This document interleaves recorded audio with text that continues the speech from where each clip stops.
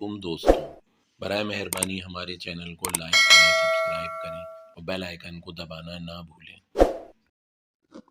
بسم اللہ الرحمن الرحیم۔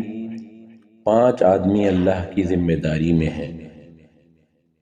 حضرت معاذ بن جبل فرماتے ہیں، میں نے حضور صلی اللہ علیہ وآلہ وسلم کو فرماتے سنا ہے کہ جو آدمی اللہ کے راستے میں نکلتا ہے وہ اللہ تعالیٰ کی ذمہ داری میں ہوتا ہے۔ جو کسی بیمار کی عیادت کرنے جاتا ہے وہ بھی اللہ کی ذمہ داری میں ہوتا ہے۔